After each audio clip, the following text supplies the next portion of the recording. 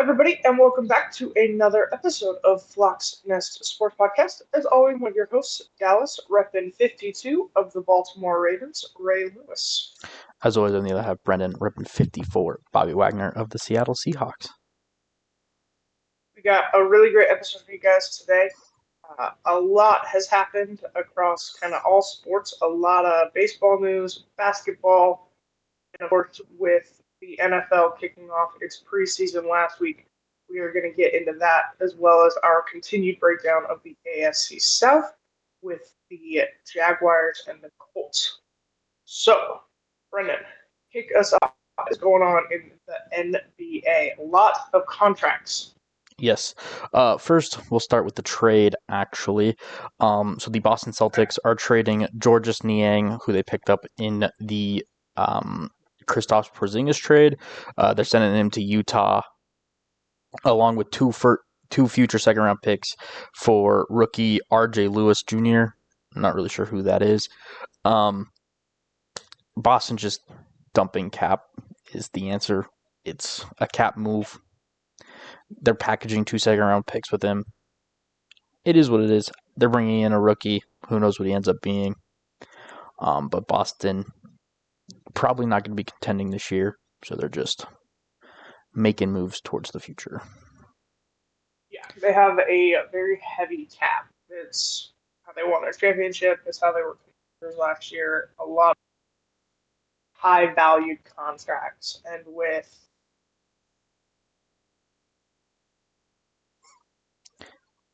Jason Tatum's injury? Yes, with Tatum out, the likelihood that they contend isn't that. Yeah. So, kind of getting themselves set up for the future. Yes, and then we have a couple contract extensions. First of all, the San Antonio Spurs have agreed a contract extension with De'Aaron Fox, their point guard, for a 4-year, $229 million max extension. Congrats to him. Was all right with San Antonio after getting traded from the Kings, so hopefully he can continue his career there in San Antonio and make good on the contract. Also, the New York Knicks have re-signed Mikal Bridges to a 4-year, $150 million extension. Pretty solid role player for them in New York, so getting him locked in for another 4 years. Pretty decent-sized contract for a role player, but he does a lot for that team and is part of the reason they're kind of contending every year. So they lock him down. And then the biggest contract news, Luka Doncic has signed a 3-year, $165 million max extension with the Los Angeles Lakers. So he gets his future security set now, rather than wait a year on the contract he still has. He now gets his security locked in. So he's going to be a Laker for the foreseeable future. No one's that surprised by this.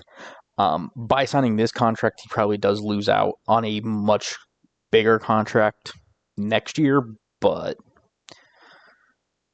I think, we had kind of talked about this. I think with everything that happened, it was more important to him right now to know that he was wanted and that he was going to stay somewhere, not bounce around, not have those questions. So I think while, he lost out on the Supermax,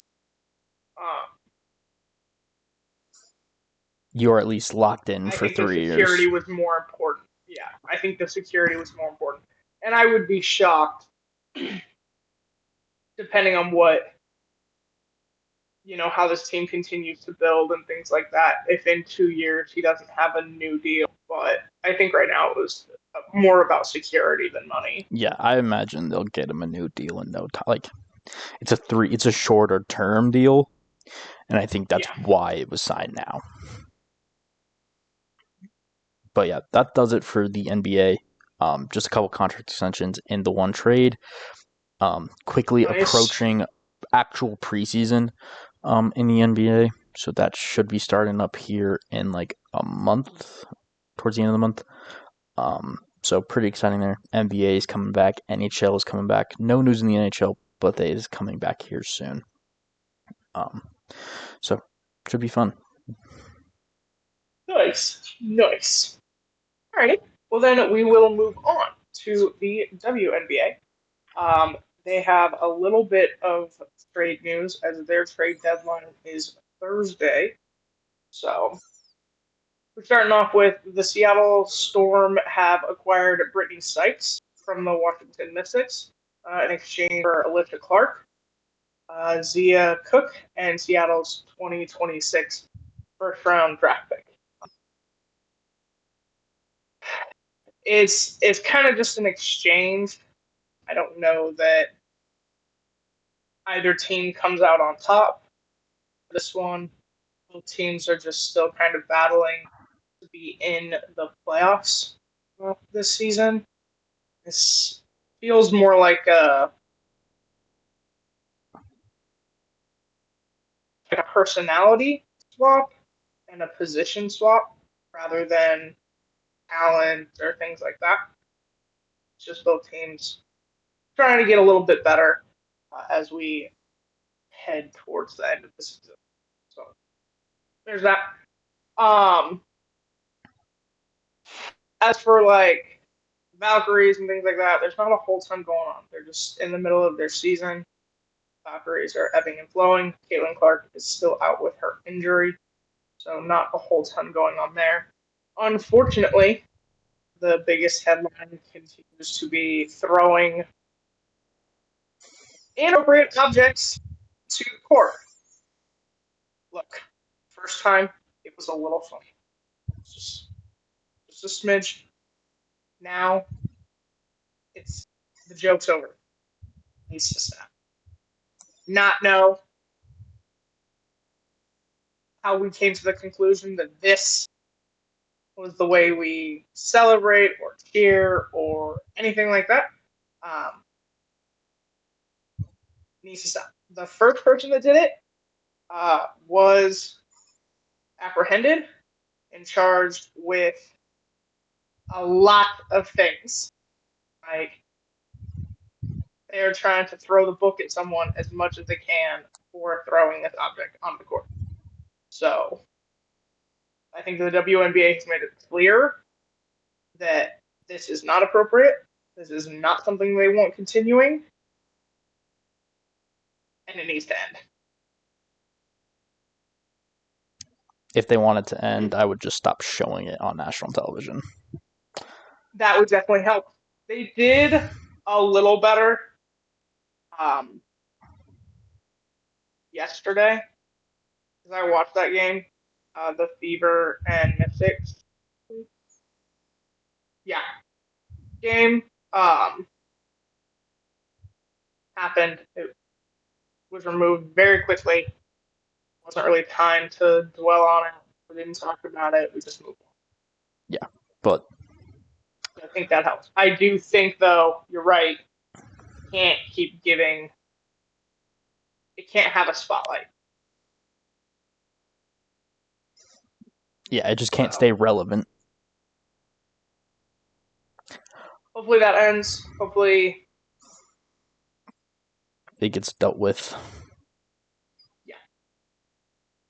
But that does it for the WNBA. I'm not entirely sure how active their trade deadline will be. So keep up on it this week, and then next week bring you any news that may have happened. But as I'm still getting into the WNBA and still learning the minutia, I'm not sure if I expect it to be really heavy on trades.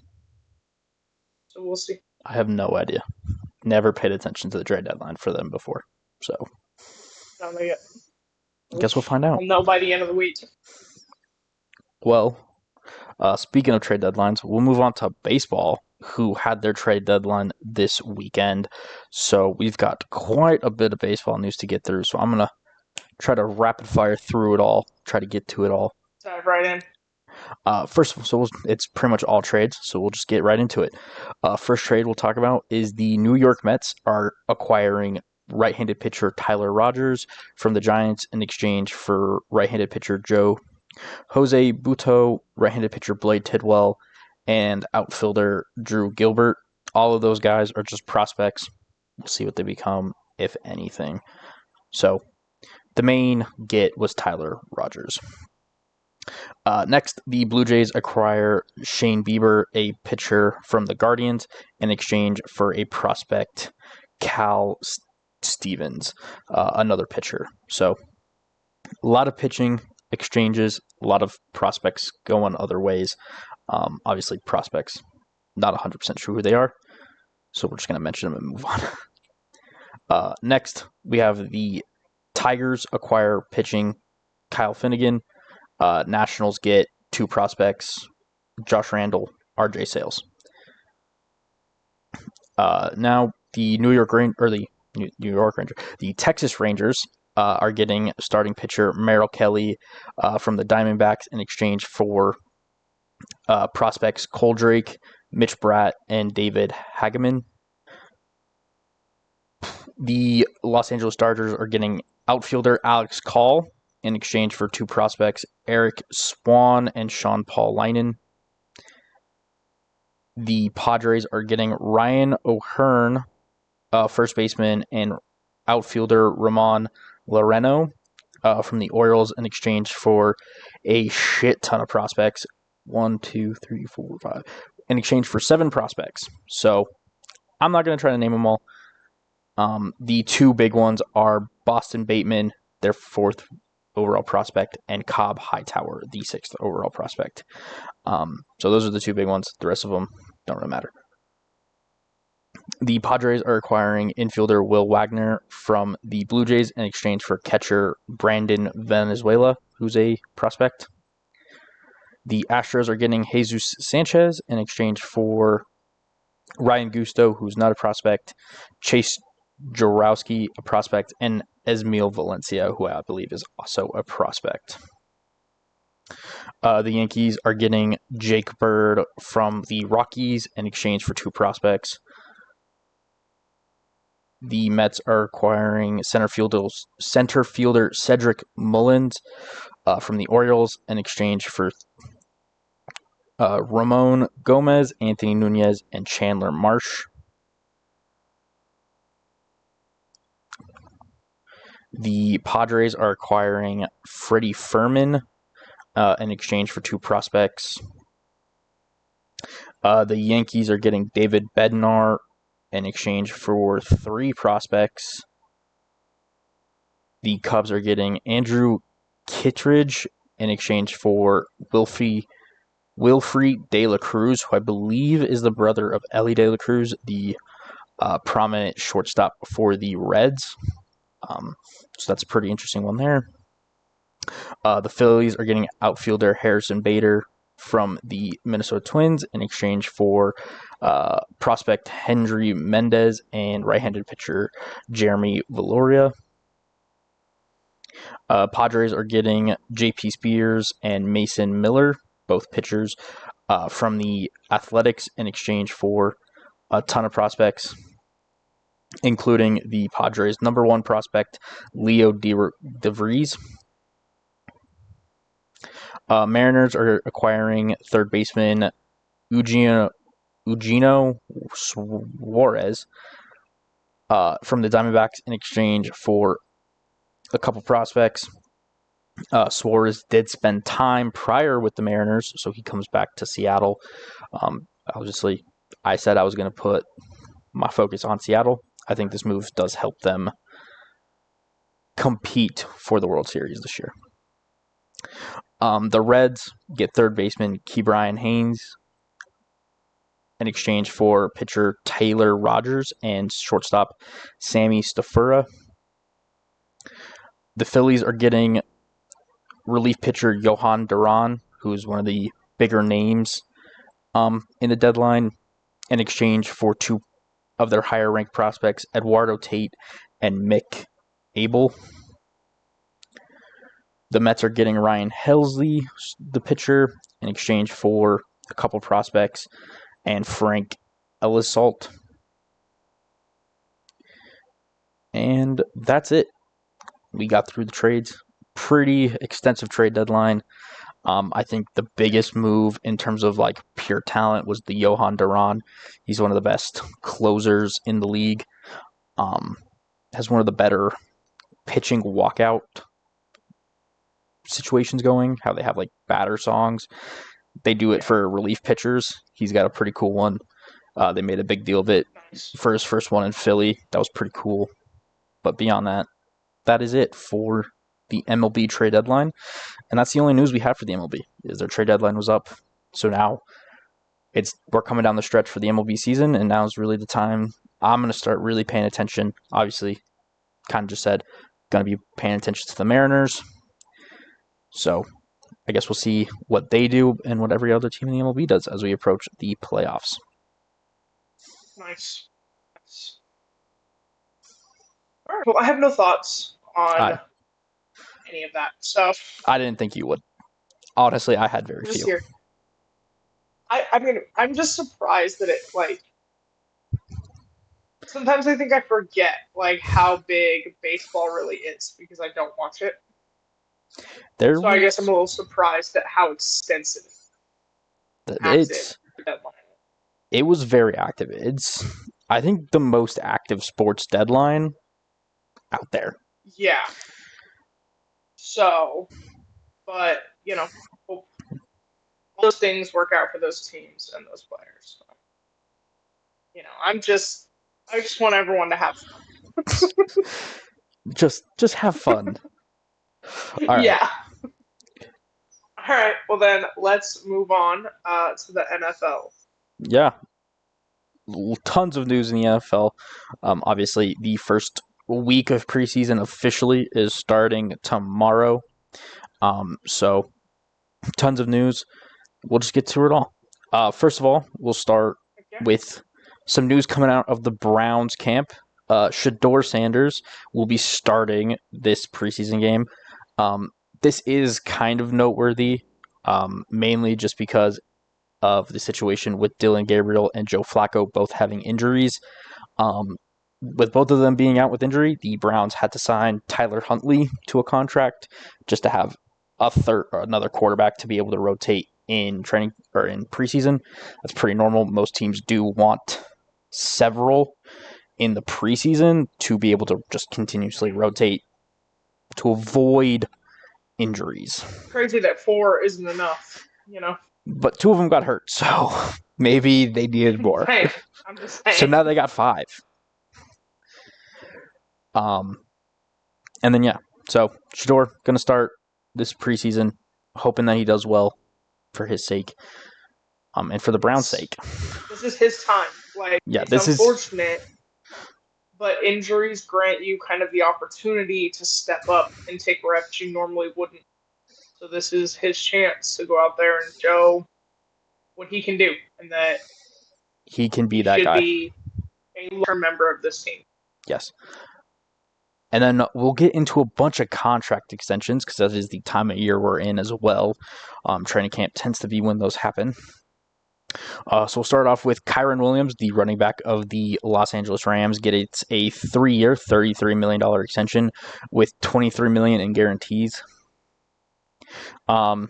It's not often that running backs get their second contract with the same team, especially in this day and age. So congrats to Kyren on getting a second contract with the Rams. That is honestly not bad. $23 million in guarantees is quite a bit for running backs right now. So congrats to him. Yeah. And then the Falcons agreed a contract extension with Caleb McGarry, their right tackle, 2-year, $30 million contract. He's been really solid for them the past couple seasons, so he gets a decent little extension. Nothing too much, but good enough.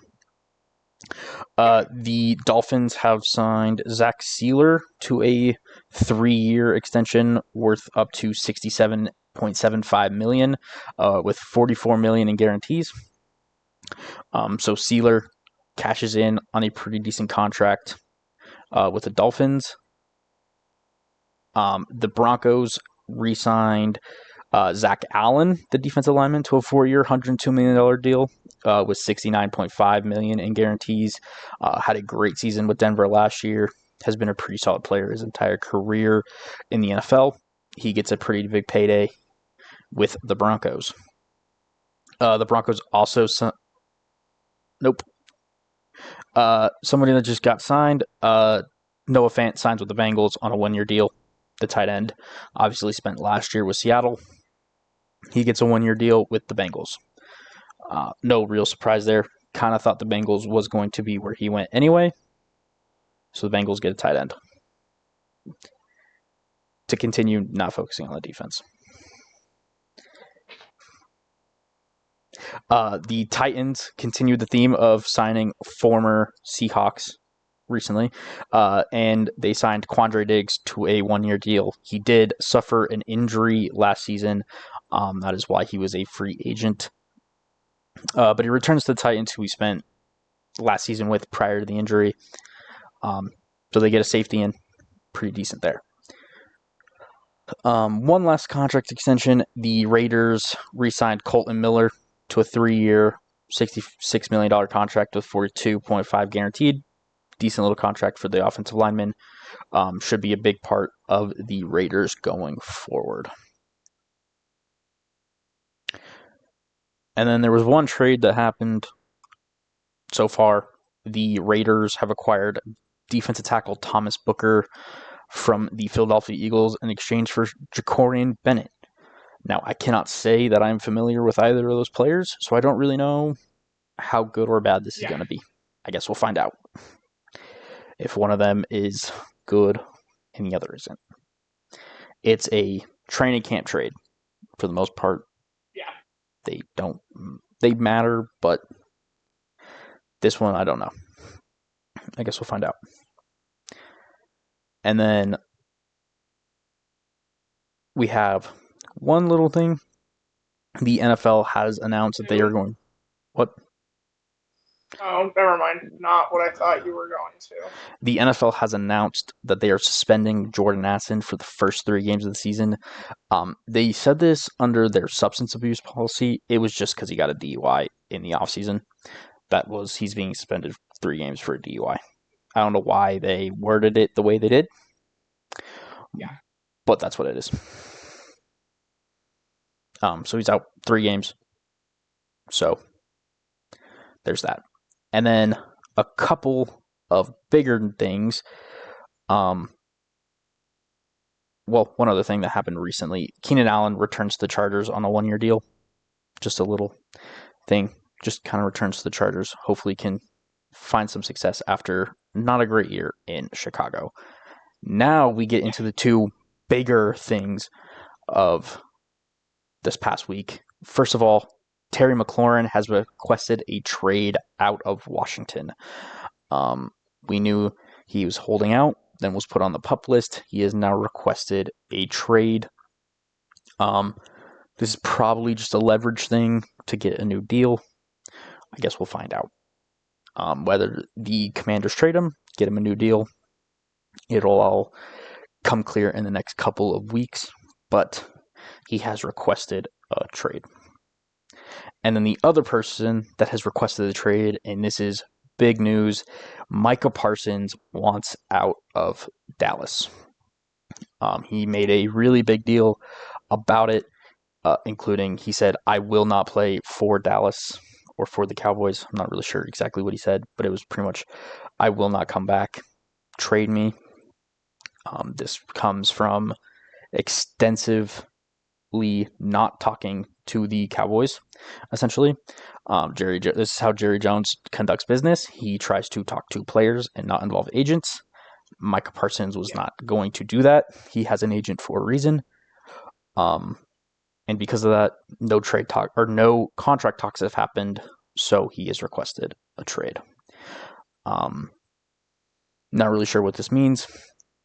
Whether he will get traded, whether Jerry Jones will pull his head out of his ass and start talking to the agent.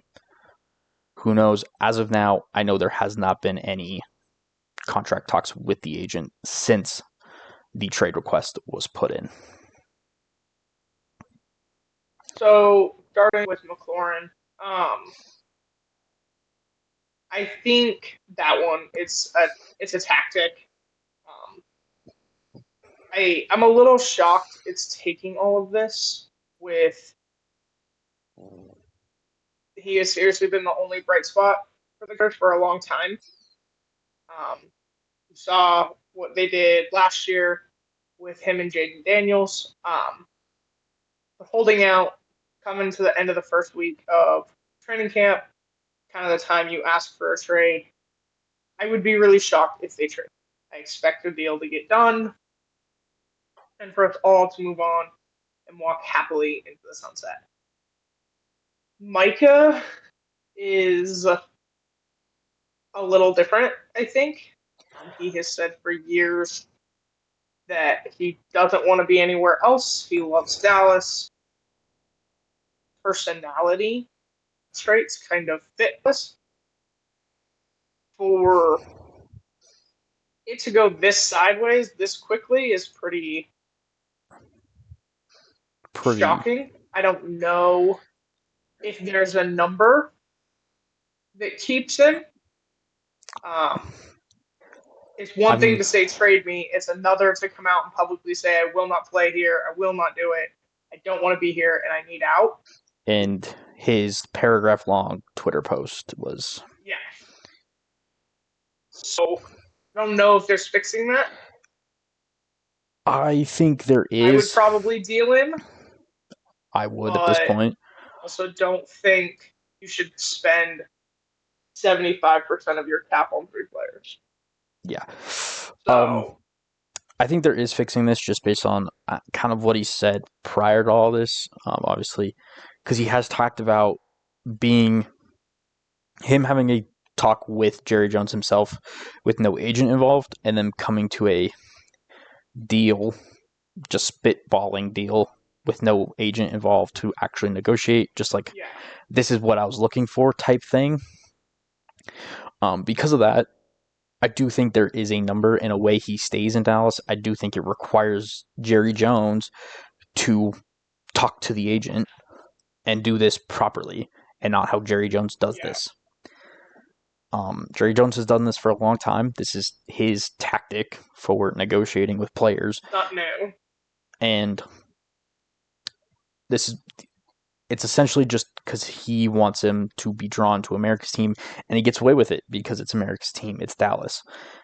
It's all these things. But Michael Parsons is Well, and I think calling his bullshit. it's we had a deal, so you need to honor it. Where I didn't include your agent. That's not How not how this you do works. business. That's not how the NFL works. Um, He did not sign a contract. yeah, like you had a small conversation at which the end of he said you need to talk to my agent. Like that's the expectation. That's the proper way to do business. That's the ethical way to get contracts done. That's how every other team in the league does business. Jerry Jones just likes being in the news and being talked about. But with Dak, he wasn't going to go anywhere. And CD was willing to be quiet and be patient. Micah does not have that personality. Micah will make waves. He will get on his podcast and chirp. He will put out tweets. You end this. And he will call you on your Whether you bullshit. deal him, yeah, or you sign him, but you need to end this quickly. So we'll see. We'll bring you news as it comes in regards to the two trade requests. Not really in the breaking news portion, but more news. We'll start with kind of two things that happened in the whole grand scheme of the NFL. First of all, ESPN has extended their rights to the NFL draft. This comes as really no surprise. They've had the NFL draft for a very long time, have been the main broadcasters of the NFL draft for a very long time. So no real surprise that they get that extension done. The more surprising part is the ESPN is acquiring the NFL Network and other National Football media assets, including Red Zone and some of the other bigger NFL productions. Obviously, the big one is Red Zone. That tends to be the one that most people watch that the NFL Network produces. I'm a little nervous. I kind I'm of very know nervous. I don't think they're off to a great start. Not off to a great start. ESPN does tend to hire people I don't tend to agree with and don't like very much. At least so far, Scott Hansen is still doing Red Zone this year. No, he's not. He confirmed it himself. They let him go. He confirmed it that I let himself. him go. I saw that he confirmed himself that he's doing it. Okay, now we got to find out because I need to know now.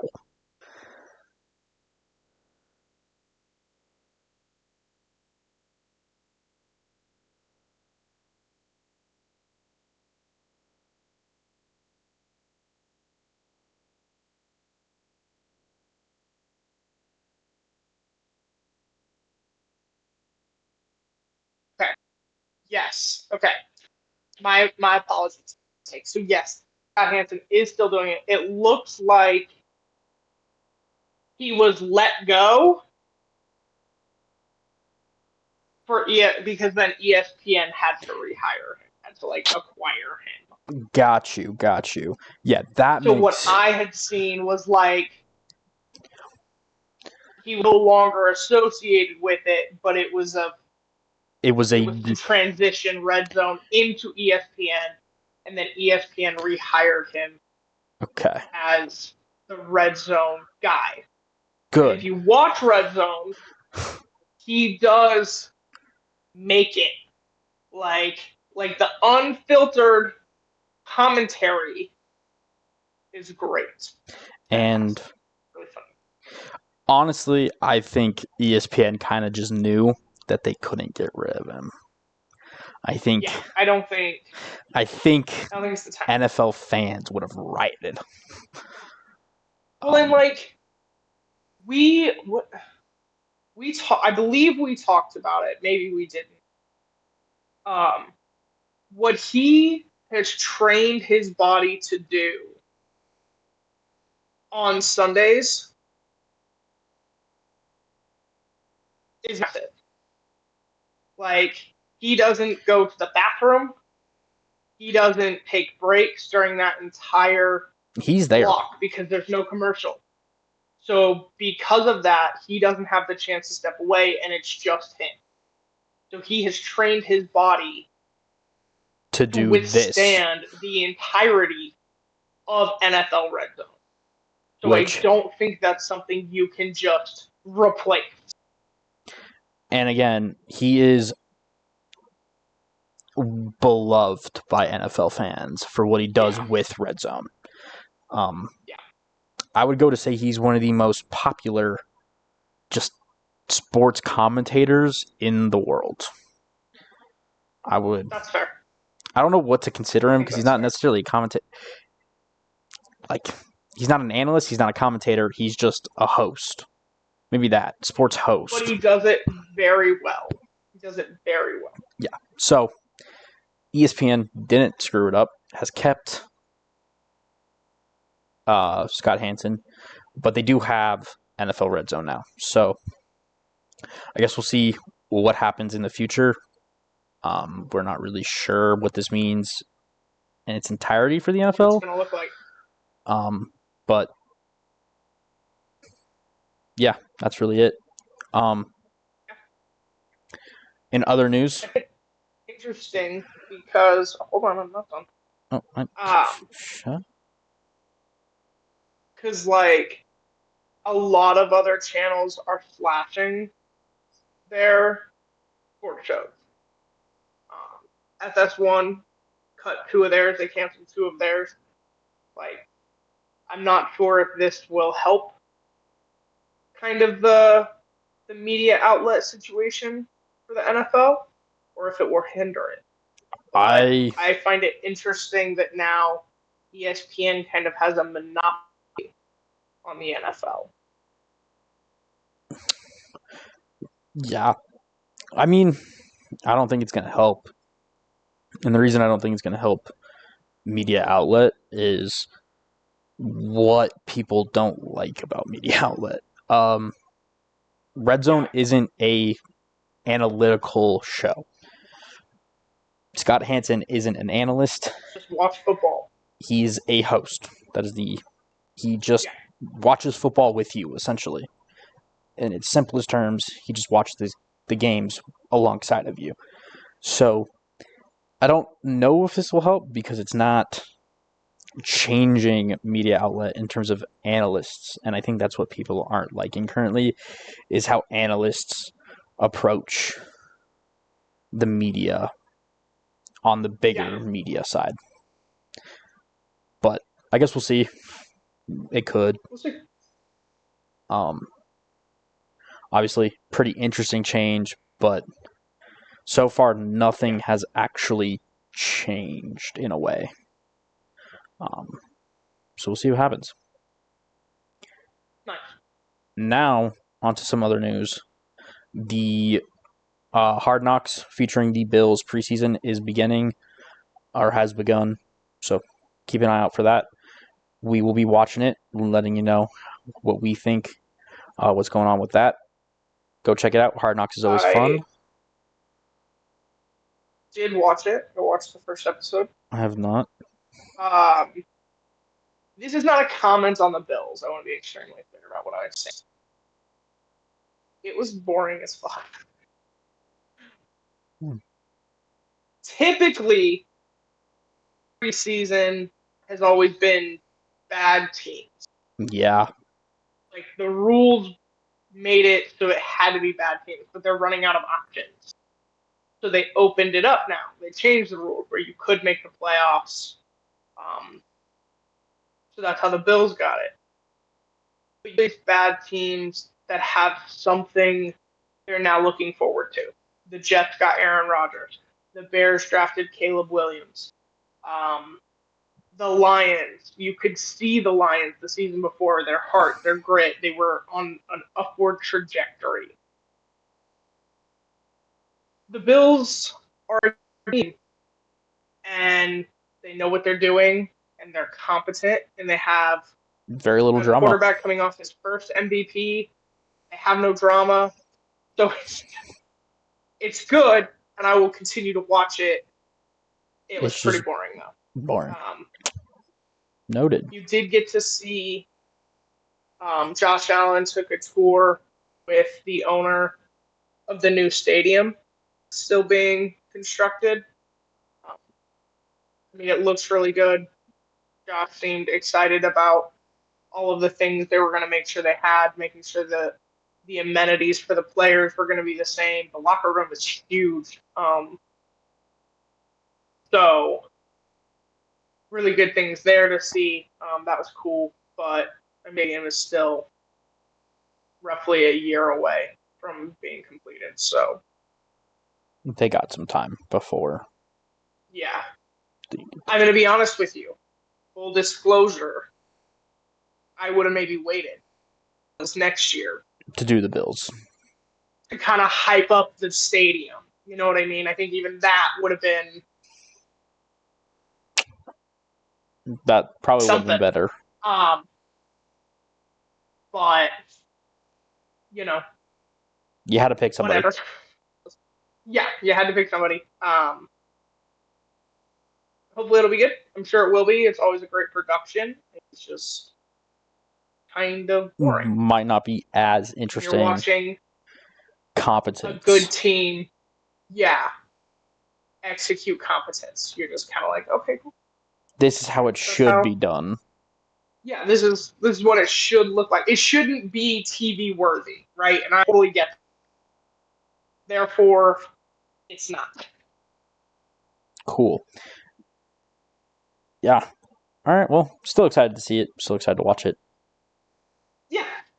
Hopefully. Still gonna watch it. Not a deterrent for me. Just Something you something to be noticed. aware of when you get into it. Cool. Yeah. And then the I also last. Oh, noticed this is wait, hold on really quickly. We watch a lot of football. yeah. We watch a lot of football shows. Too much, some could say. And whatever, it's there. It happens. We make choices. And you notice like the discourse between players and talk about and how they interact. The Bills, it's very educated conversation. They're talking about like theories of gravity and things like that. Like I've never seen that on a football show. Like they're having like college level discourse on thermodynamics and gravity. And these people are educated, right? They all have degrees. They all went to I've just college. never like I've never seen that level of conversation in all of the shows that I've watched, all of the preseasons and Hard Knocks. It's usually a little more lighthearted or chill. This was not. Okay, that's interesting, I guess. Go them. So I don't. Sure. I don't find it like a congratulatory thing. I I just found it interesting. it's go them. I don't care. I guess they could talk about whatever they want. I'm just confused on how that got started. Really, like who on their I think team? Josh Allen watched the documentary. Josh Allen Oh, okay, cool. started the session with, I believe, his O line. Yeah, that checks out a little bit more. The quarterbacks tends to be Yeah, it the was just smartest on the field, and then smart on they field. they chat with the O line Yeah. a lot, and shit happens. Well, all All right. right, moving on. Last bit of news: the Hall of Fame game was Thursday last week. Unfortunately, I was unable to watch the game. Did see some highlights. Looked like a pretty entertaining game in terms of just like what happened, but the score line suggests a ass beating. The Chargers won 34-7 over the Lions. So, not the greatest showing from the Lions, but no starters were playing, and the Lions were dealing with second strings, third strings, and a new OC. So, I mean, new OC and DC. So, maybe not the best for the Lions, but it's the first preseason game. Who cares? It was not entertaining. It was just a full smackdown beating. the the Lions could not hang on. Yeah, I saw a lot of It was fumbles. turnover city.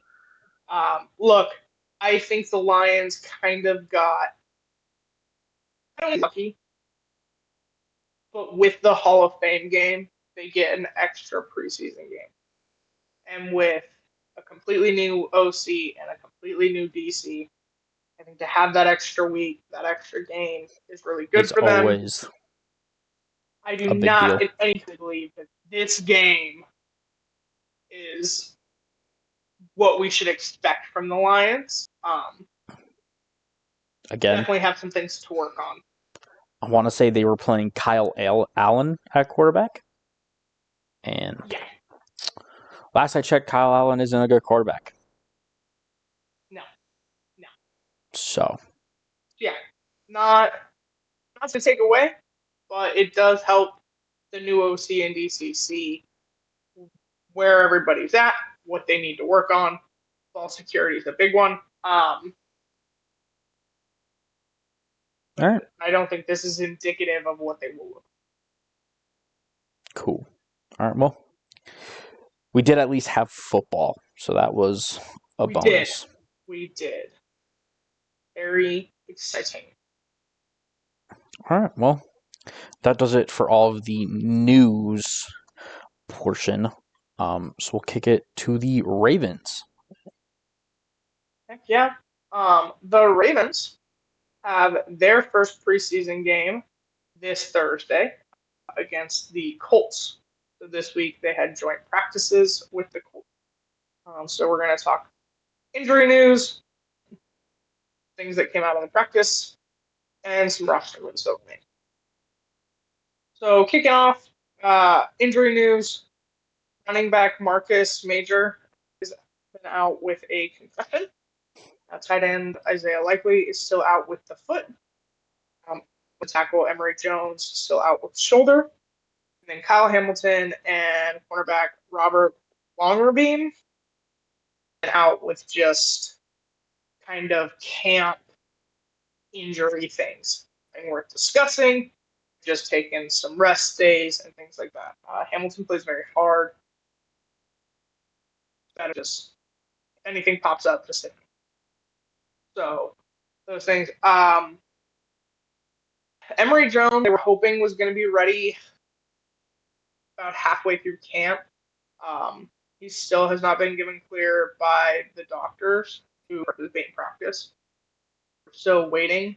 It doesn't appear to be any real timeline that, unfortunately. Because of running back Marcus Major's concussion, they signed a new running back, Dearness Johnson, to just keep getting the reps in, let rotation flow, things like that.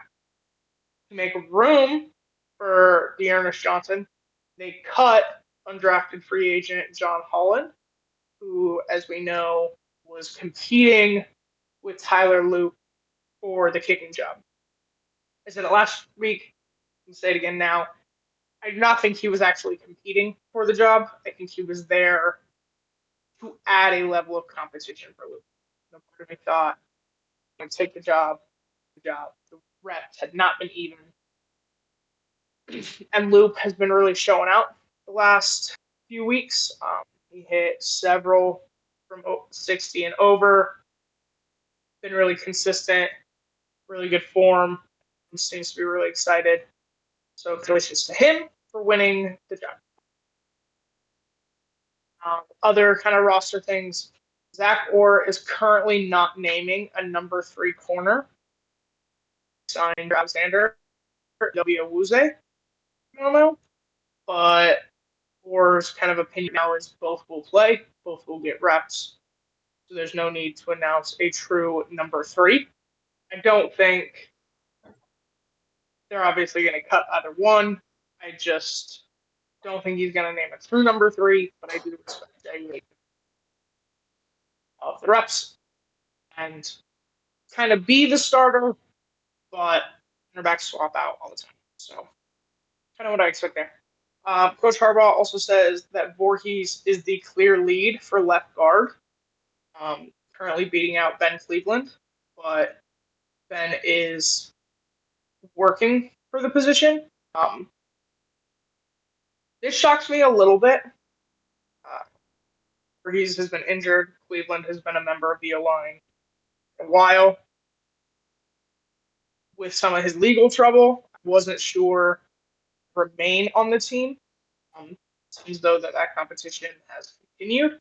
It is here that Voorhees, with all of the time that he has sat, obviously all of his rookie year, the majority of last year, that he's still taken in that knowledge, and now he's really getting in those reps and hopefully really gelling with the O-line. Ronnie Stanley, the left tackle, did kind of a mini practice for practice the other day with the rookies and the younger guys to help get them up to speed. He's really kind of showing his leadership right now, especially with his new contract. So that was great to see. I don't put much stock into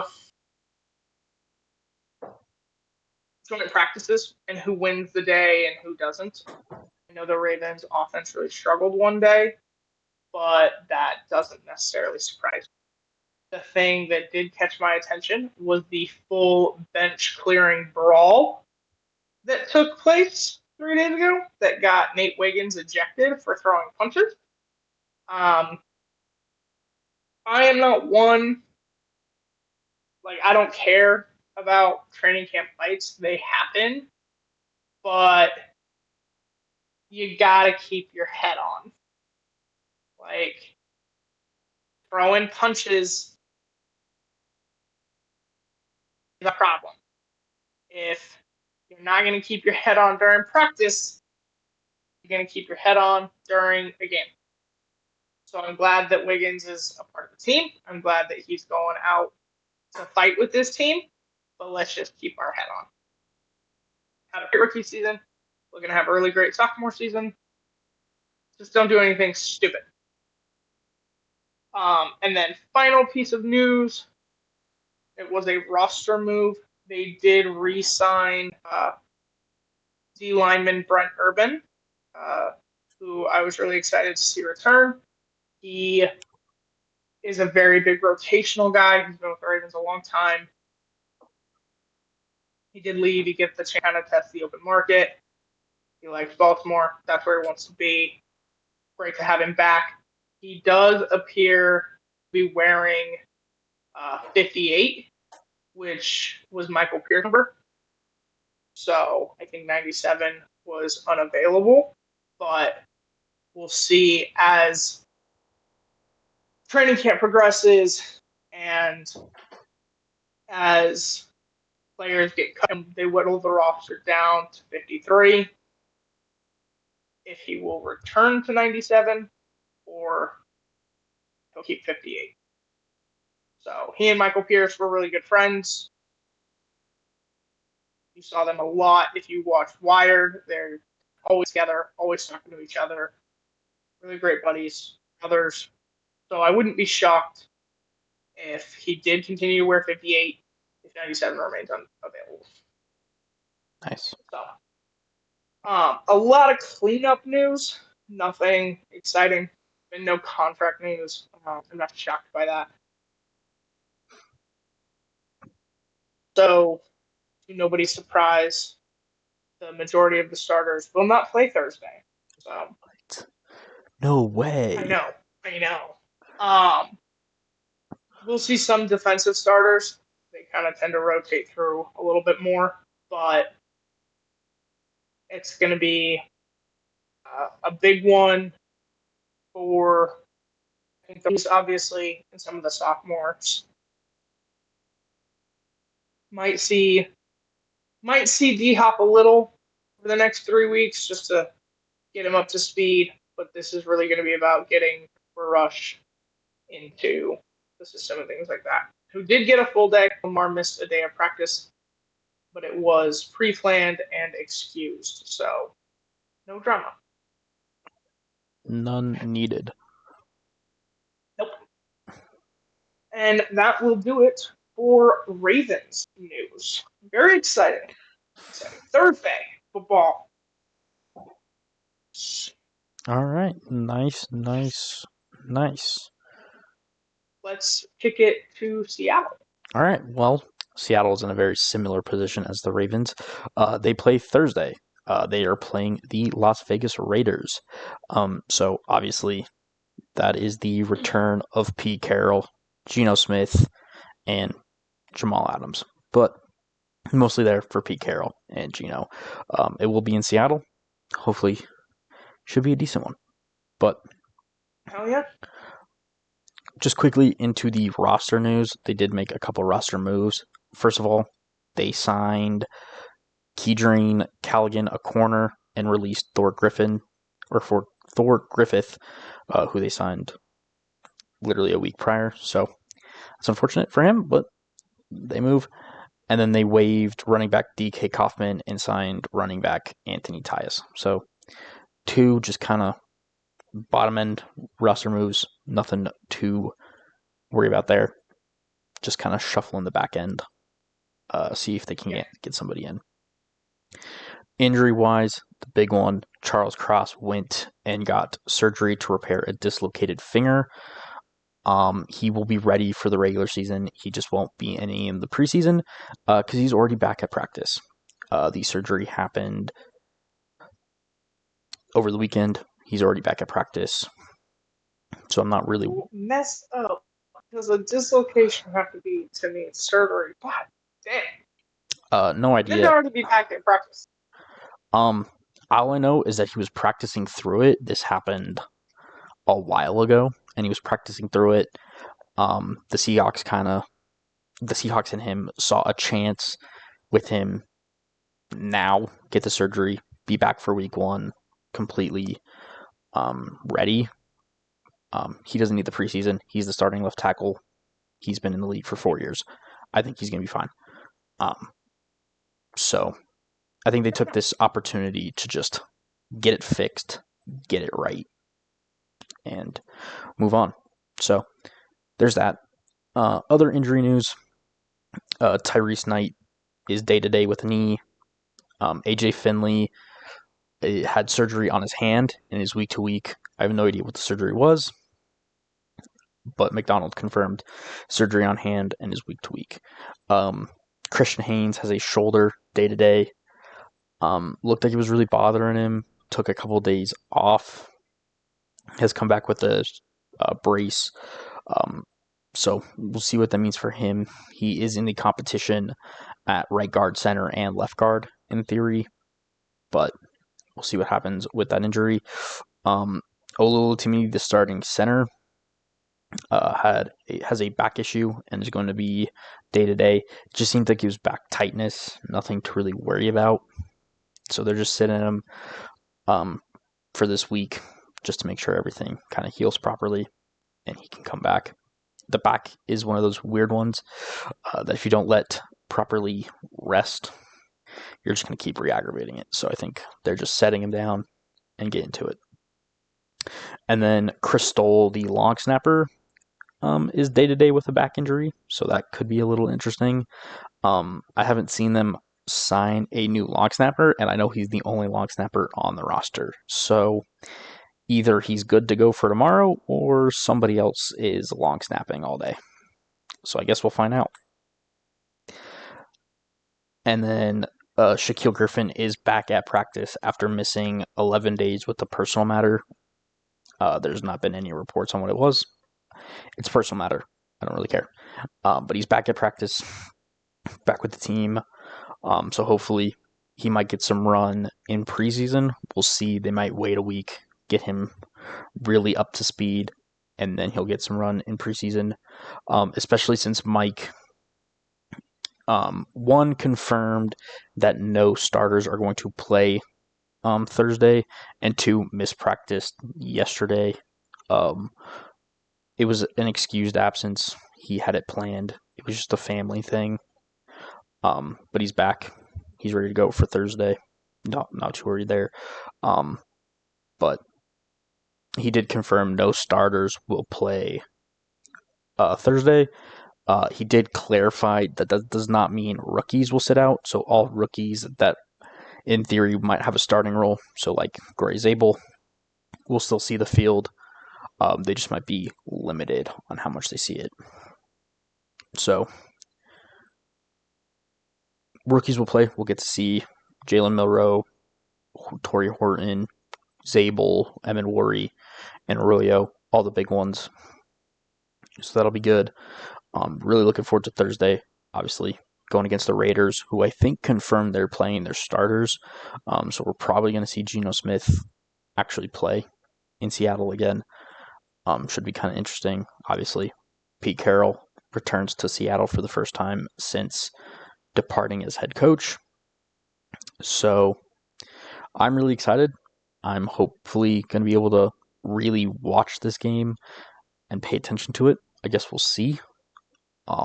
Might have stuff going on, and it is just preseason, so we'll see. And then I was going to talk just a little bit about what's going on in our division, just because nothing much else going on with Seattle, so I just kind of wanted to look within the division, see what the injury situation's looking like around the division. So we'll start with Los Angeles. You told me that. What? Huh? Wish you told me that. I'd have done the same. I'd have looked into my division. I didn't feel the need to You tell didn't do them. anything. So first, we'll start with Los Angeles. Obviously, the big one right now is Stafford has that back strain. Um, I don't know what's it gonna mean. He is supposed to be ready for Week 1. Um, Matthew Stafford is one tough son of a bitch. He's proven that throughout his career. So if they think he's back for Week 1, I'm not gonna question it. But it is a back injury, and back injuries tend to be something you can re-aggravate quite often. So that is something to really pay attention to. Alaric Jackson, one of their starting offensive linemen, is dealing with blood clots, which obviously is terrible. Really hope that he heals up and kind of gets rid of those. But that's one that you can't play even if you're kind of healthy. Most doctors will not clear you unless they are seeing zero blood clots and 100% health there. So that could be big for them, being that he's one of their starting offensive linemen. And then from there, it's just kind of smaller ones. Emmanuel Forbes has a hammy. Cam Curl has an ankle. Terrence Ferguson, their rookie tight end, has a groin. Kobe Turner, one of their bigger defensive linemen, has a back. And then Nate Landman has a calf. So not looking good on the injury front there, but really the big one is Stafford. So if they get Stafford back and he can be healthy going into the season, I'm not too worried about where LA kind of sits. But there's that. On to San Francisco, who is having really unfortunate injury news right now. Brandon Ayuk still dealing with that knee that he tore last season. No idea if he's going to be back for the beginning of the season or not. I don't think the 49ers know. So we'll see there. Juwan Jennings was one, not happy with his contract situation, and then hurt his calf. So that's two things going on. He has a calf injury and is still looking for a new contract. So we'll kind of see what happens there with that. The wide receiver situation in San Francisco, not great. Isaac Guerrero, their running back, has a shoulder. Kevin Givens has a pec. Sam Ogoananu has a groin. Jair Brown has an ankle, one of their corners. Renardo Green has a hamstring, another corner, and then Jacob Cowing has a hamstring. So not looking great for San Francisco. This is big news considering that the Seahawks play them week 1.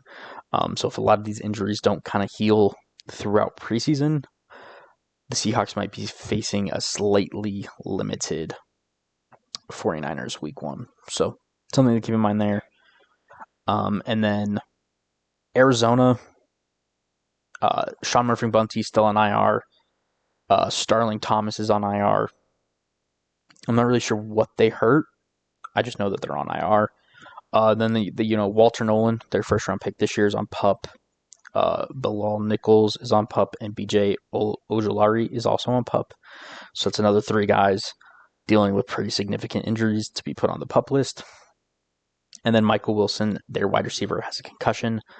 I don't think that one's going to keep him out for very long, but it is worth noting because as the season goes on, if he gets another concussion, you're looking at significantly more time than normal. So beyond that, and then Seattle only has the one player on the PUP list, and that is Uchenna Nwosu, who's still not practicing, still on the PUP list. And then the other one I forgot to mention is Jonathan Hankins is still dealing with that back issue, still has not been practicing.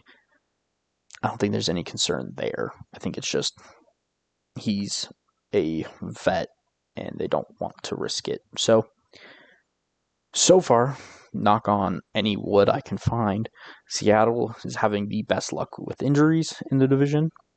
Obviously, a lot can change. Hopefully, that kind of stays, but who knows?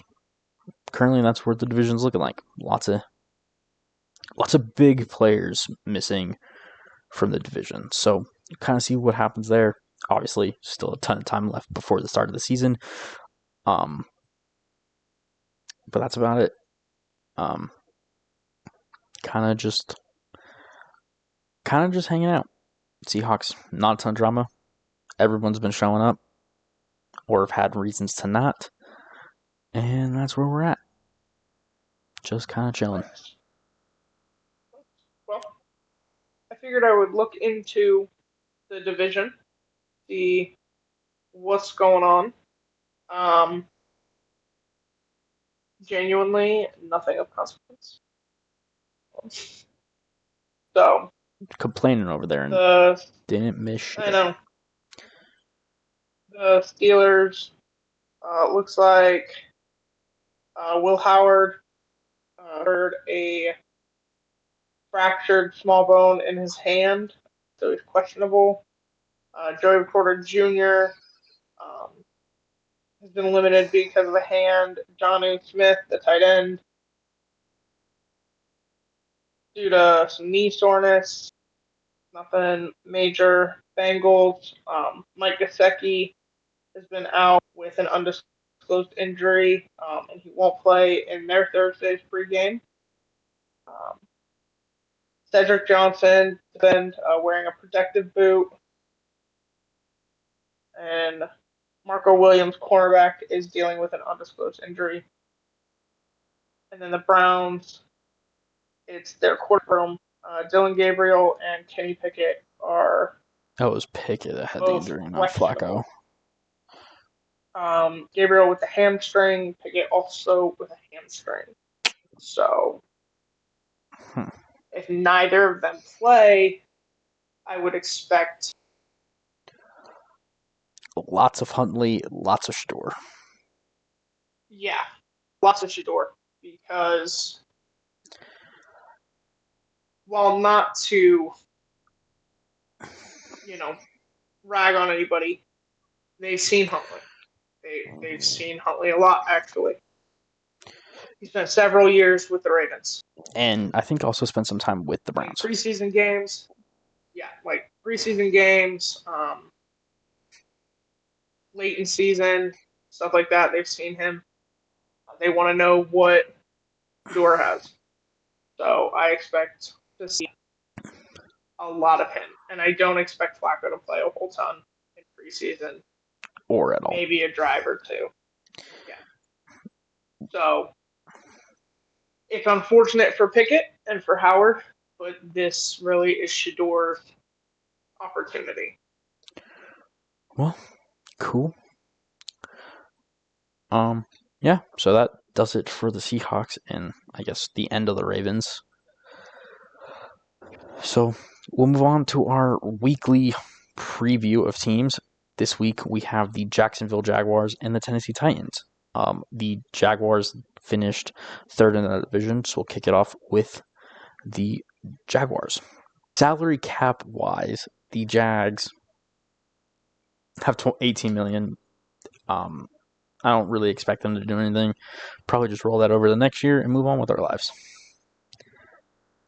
Free agency wise, I think they've had one of the better, more underrated off seasons in terms of who they brought in, what they've done.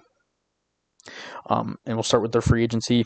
Obviously, the two big ones that they brought in was Patrick McCarry, the right guard from the Ravens, and John Hainsley, the center from the Buccaneers. So instantly getting some O-line in there, doing some things there.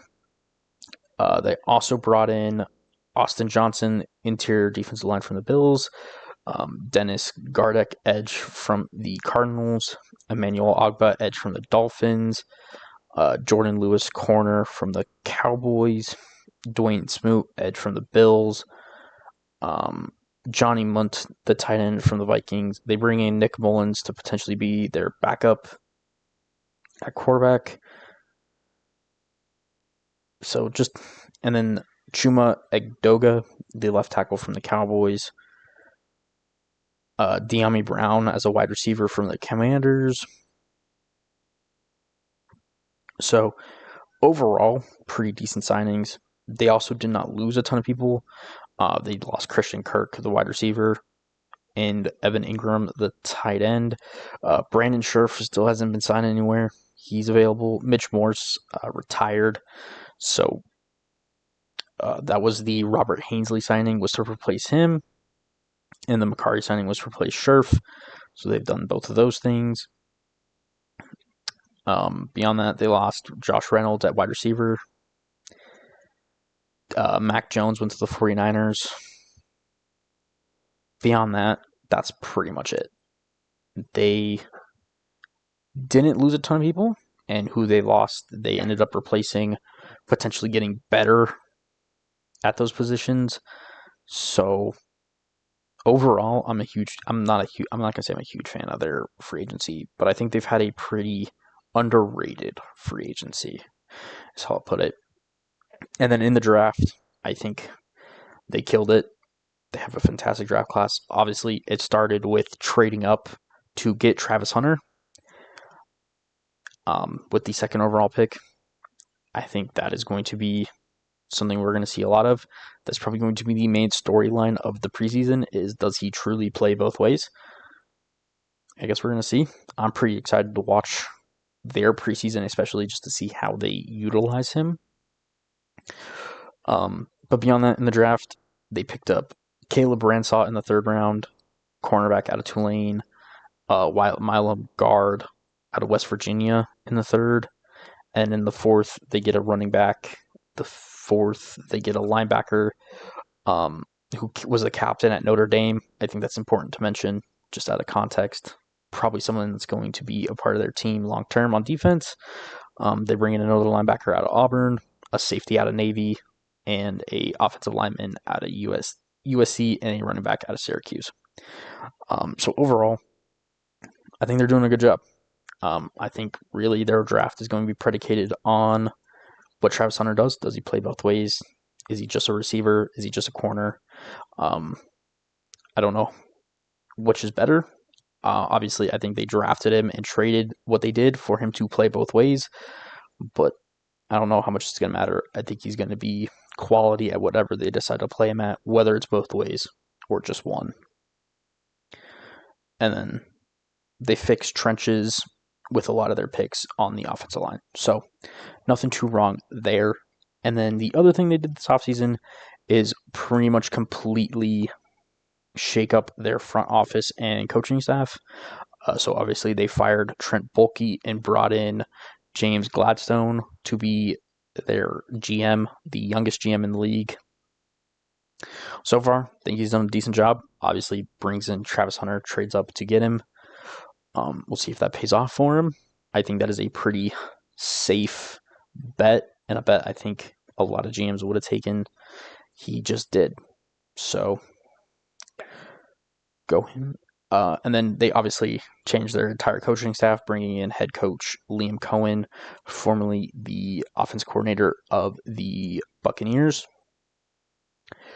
And then his staff, he brings in Grant Udinsky, the former quarterback coach, was the quarterback coach last year for the Vikings, to be the offensive coordinator. Not sure how much he's actually going to do. I don't think he's going to call plays. I think that is going to be Cohen. And then on the defensive side, he brings in coordinator Anthony Campanelli.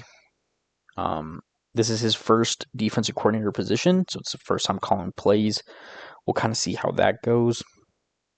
But the Jags have really lent into the youth of coaching staff wise. A lot of guys' first time doing things.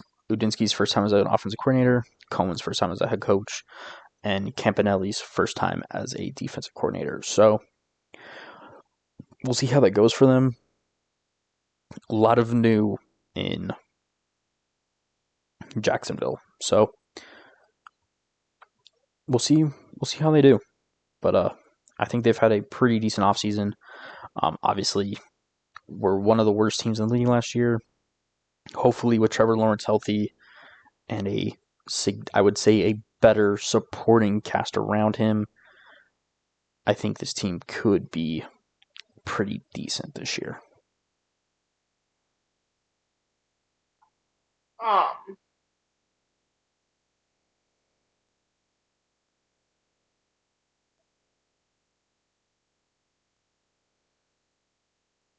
I'm never quite sure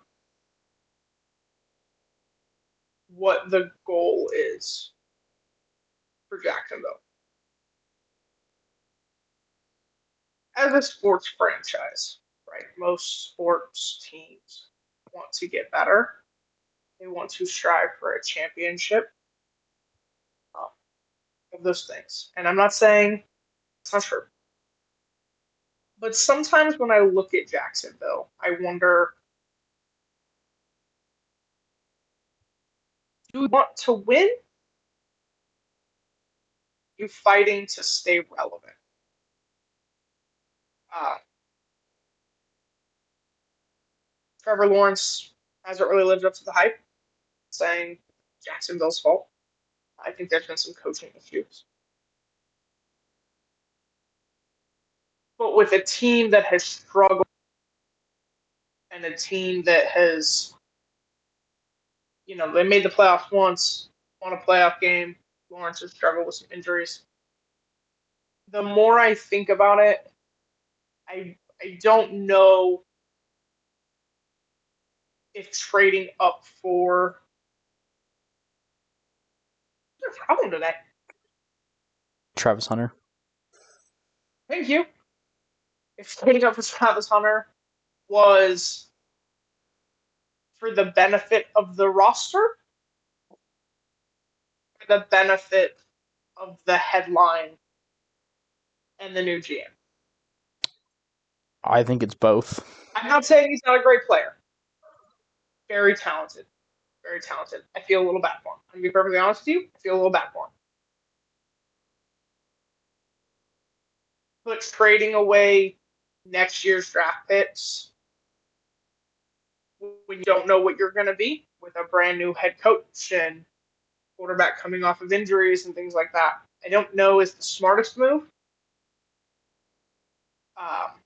I am very interested in this team this year. I very much want to see what Travis Hunter can be and will be. I'm just not sure if it was a football move for football's sake. I think it's a bit of both. I thought Travis Hunter was the best player in that draft in terms of just Absolutely. taking it positional out of it. So I get why you trade up, and it does make headlines. So I think it's a bit of both. I do think he makes their team better.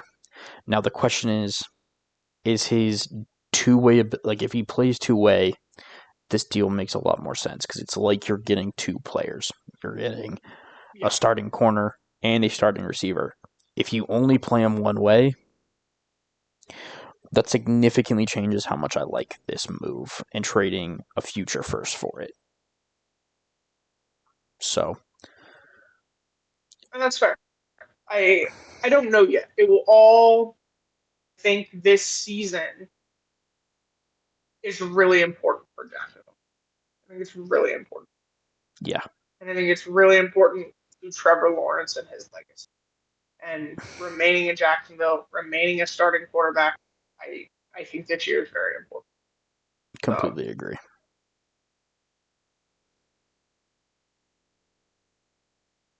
All right, well, on to NFLPA grades, which were, it's why someone got fired, right?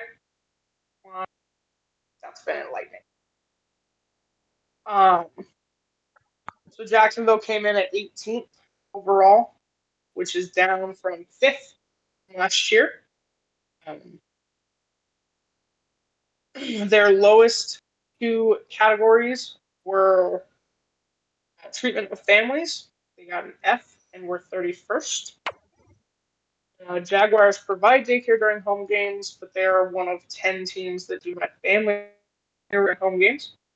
Players rate post-game family area a 5.4 out of 10, ranking them 30th. And players feel that team organizes family events a couple times a year, ranking them 26th.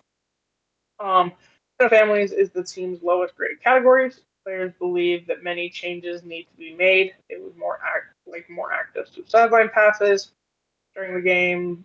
Players want a family room so families can escape the heat and allow mothers to nurse and change babies. And finally, players want their post-game family area upgraded. Their other lowest grade was head coach at a C and 31st. 57% of players feel that their former head coach Doug Peterson is efficient with their time, a rank of 31st. Players felt that Peterson was somewhat receptive to locker room feedback on teams' needs, ranking him 32nd. Um, it really did sound like at the end Peterson had lost the locker room, so I'm not shocked by those things. Just kind of, unfortunately, what happens. Their highest grade was training room. They were a B plus and 7. 89% of players feel they have enough full-time trainers, ranking them 15th. 88% of players have enough full-time pins. 100% of players feel they have enough hot tub space, and 100% of players feel they have enough cold tub space. They're one of 4 teams with a 4. That was a big note for players. While there were issues with Doug Peterson and believing there was a weak team culture, issues they hope Lee and Cohn will address. The team, I guess, recently upgraded the physical facilities, and the players are responding positively to that. And then I also do owners. Shad Khan for C plus. He was 15th out of 32. Willingness to invest in facilities is a 9.05 out of 10.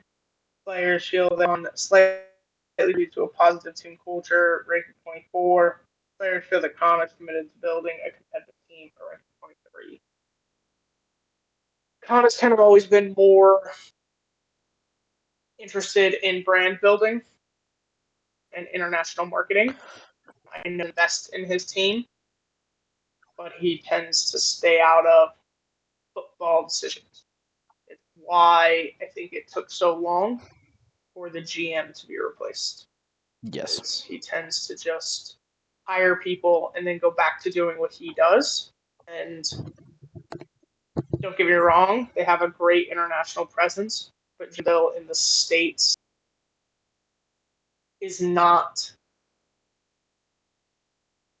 typically a headline team, which is why I have questions about Travis Hunter. So I'm not surprised that his grade sits where it does. Even he invests in marketing and they're international, and he leaves it to its own devices. Yeah.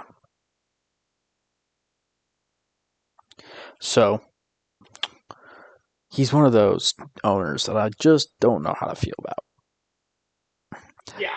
Like, on one hand, you don't meddle. But you don't. But maybe you need to meddle just a little bit more. Yeah, invest a little more into the team. Like, I respect the marketing and pushing the international, getting that. Because he's one of the few that I think has truly almost maximized that potential. Yeah. But I think he just needs to focus a little more on the team. But that's where I think he's at. He's one of those owners I just don't know how to feel about. I agree. Well, is that it for the Jags? That'll do it. All right. Move on to the Colts. No, the Tennessee Titans, who were Titans. Why do I keep thinking it's the Colts? I don't know, because the Titans were unfortunately the worst team in football last year. So they finished last in their division, obviously. And as the worst team in football, they have $30 million in cap space, which is not overly surprising. Bad teams don't tend to be paying a ton of really good players. So plenty of cap space, probably just roll over to next year, or they could add some more this year. Who knows? Their free agency. Who they brought in? We'll start with they brought in Draymond Jones, the interior defensive lineman from the Seahawks. They also brought in Tyler Lockett, receiver from the Seahawks. Tyler Lockett gets one more year of football and gets to play with a rookie quarterback. I think that works out pretty well for them. They bring in Kevin Zeitler, the right guard from the Lions. That should be pretty decent. Xavier Woods, safety from the Panthers. Should also be good. They bring back Quandre Diggs, as we mentioned earlier. They bring in Cody Barton, the linebacker for the Broncos. He had a decent season. They bring in Brandon Allen as a backup. They bring in Jahad Ward as a potential edge. And they bring Van Jefferson, the receiver from the Steelers, and kicker Joey Sly.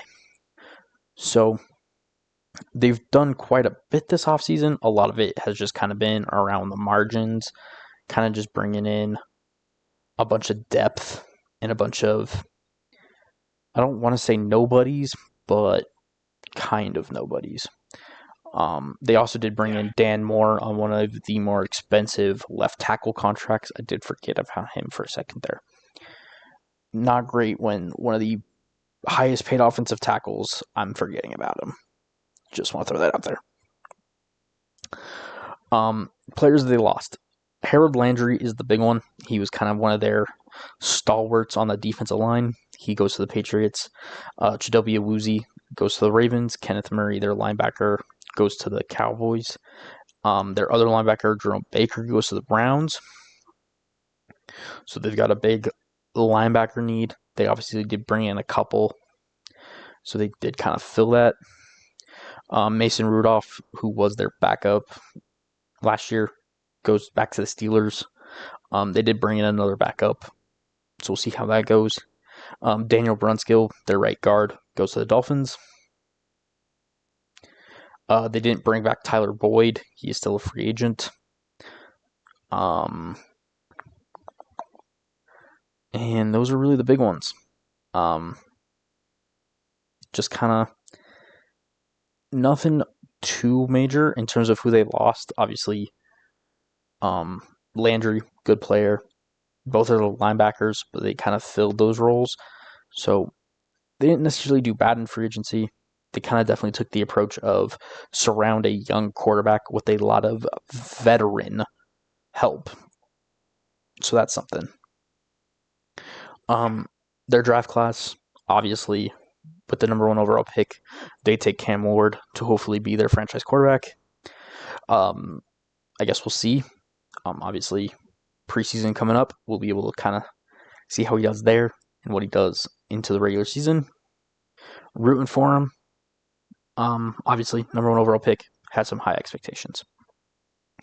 In the second round, they take Olufemi Oladejo out of UCLA, edge rusher. I really liked him coming out of the draft, so I think that's a good pick. They take Kevin Winston Jr., safety out of Penn State. Another good pick. I'm going to be honest, I think they have one of my favorite drafts in the league because they also get Kymir Dike, wide receiver out of Florida, really good player. Gunnar Helm, tight end out of Texas, really good. Alec Iono-Mayer, wide receiver, Stanford, really good. Jackson Slater, offensive guard, really good. And then in the 6th round, they get a corner and a running back. So, but overall, I think they had a really good draft class. Gets some young wide receivers in with Cam Ward is a really good idea. So you have Tyler Lockett and Calvin Ridley, 2 veterans around him, and then you get the younger wide receivers that can come in with him, learn with him, be with him throughout his career. I think that is a huge get. And I do think they upgraded their defense pretty well with those 2 picks. So, overall, I think they did pretty well this offseason. Obviously, I think the major talking point for their preseason and training camp is going to be Cam Ward. I don't think there's any other way to put it. It is going to be, can Cam Ward be your franchise quarterback? So, that's what I'll be watching for their preseason and training camp. Heck yeah. Do we know if Cam Ward is playing this week? I believe he is.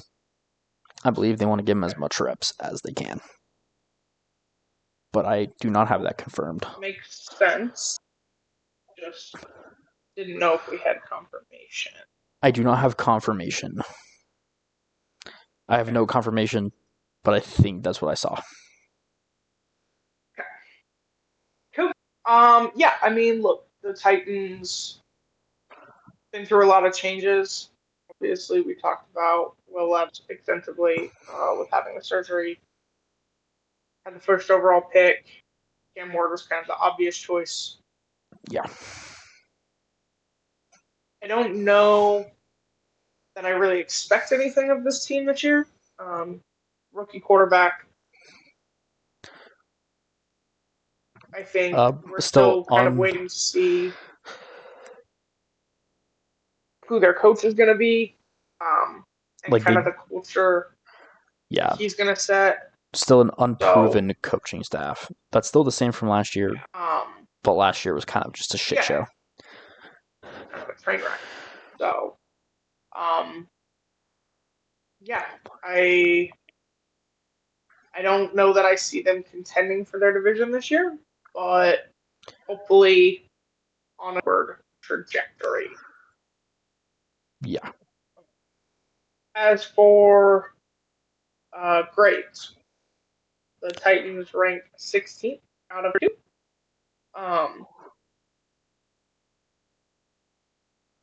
They had really big improvements in 2 areas. One was treatment of players' families. They hired Ansley Moore as a director of player and family affairs to boost their family treatment, which brought their grade up from a D plus last year to a B plus this year.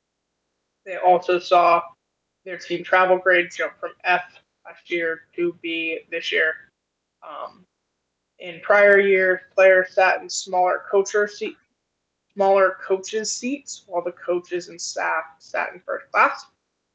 First year coach Brian Callahan flipped the seating chart, putting players in player seats and coaches in coaching seats. Shocker, I know. Most pressing issue appears to be the team's locker room, where players feel that the space is too small and lockers lack functionality. So their highest grade was treatment of families. They came in at 6th. They do provide a day. They did not offer a family room, but their post-game family area did rate a 7.89 out of 10, making them 12th. And the players feel that the team frequently organizes family events, which puts them at 8. So great improvement there. It's like their lowest grade, was locker room at C- and 24th. 67% of players feel they have enough space in their individual lockers, ranking them 27th. 69% of players feel the locker room size is adequate, ranking them 27th. Players report locker room needs to be renovated. They do not have enough personal space, and lockers are. And then head coach, first year head coach, Brian Callahan. He was an A- and 19th out of 32. 98% of Titans feel their head coach is efficient with their time, a rank of 7. Players feel that Callahan is highly receptive to locker room feedback, making him 14th. Ownership. Owner Amy Adams Strunk's average rating for perceived willingness to invest in facilities is 8.35 out of 10, ranking 19th. Players feel that Strunk moderately contributes to a positive team culture, a rank of 18, and players feel that Strunk is committed to building a competitive team, a rank of 20.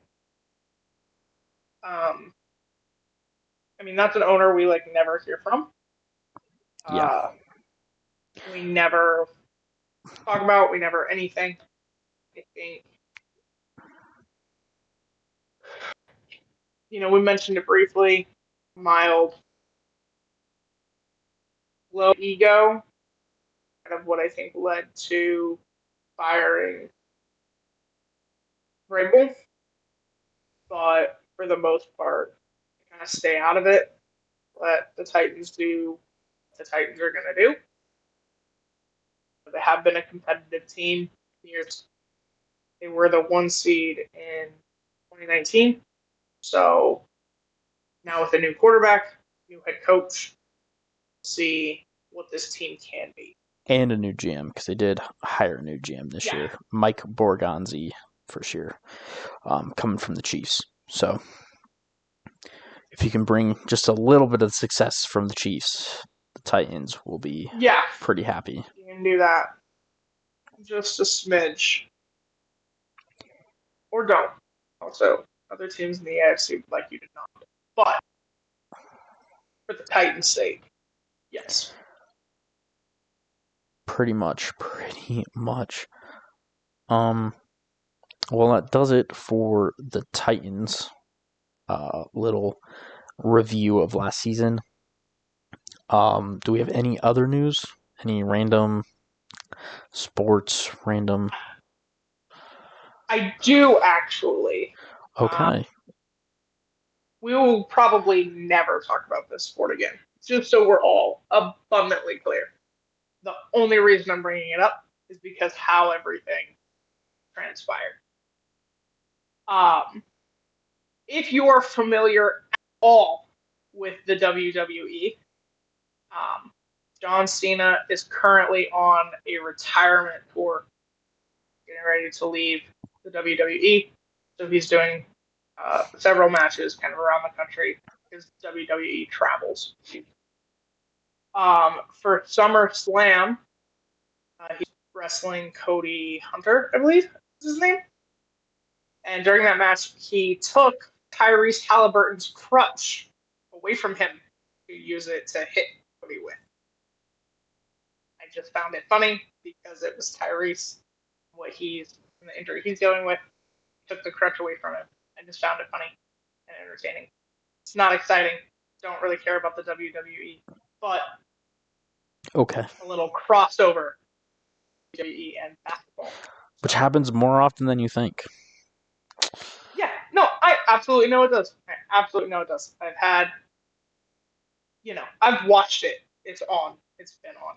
But I like having a little random sports tidbit. Fair enough. So, I do not give a shit about the WWE, so don't give a crap.